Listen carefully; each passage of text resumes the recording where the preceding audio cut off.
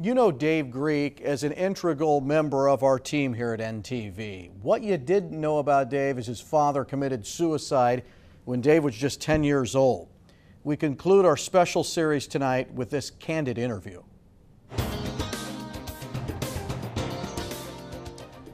All right, Dave, let's jump right in here.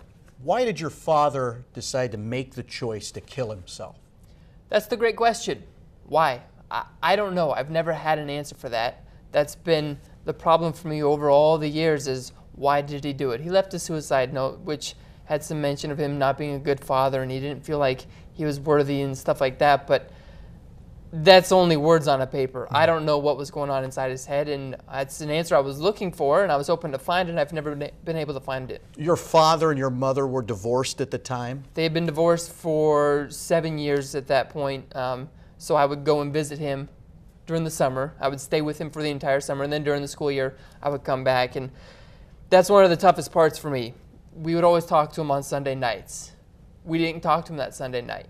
He killed himself Monday morning. So for us, there's the question of why, and then there's the overlying guilt of, gosh, what if we would have made that phone call?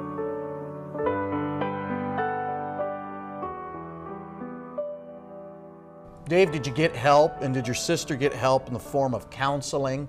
And if so, did talking it out help at all?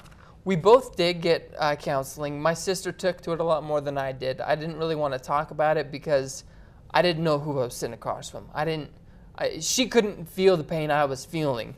I didn't care what she had to say because I was 10 years old, and it was a lady that I had no relationship with.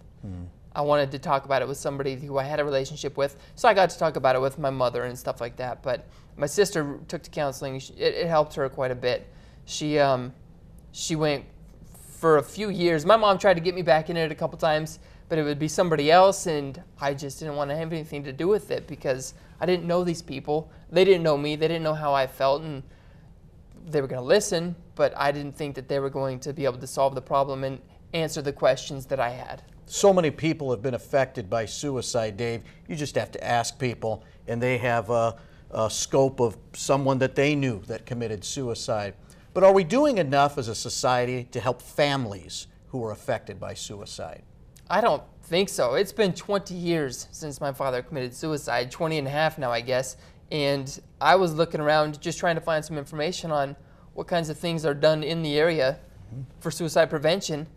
You've got a foundation in Omaha, and there's the NSSPC in Lincoln, and that's about it in the state of Nebraska. Tell us a little about what you're starting right here in central Nebraska. Well, I've been trying to think of something for the last 6 months of what I wanted to do because there needs to be more awareness of suicide prevention, and suicide is, as you said, it's such a big problem, but people don't realize it, and they don't like to talk about it because it's taboo and it's a bad subject. So I want to start a golf tournament, which is going to happen August 8th at Aurora Dunes Golf Club.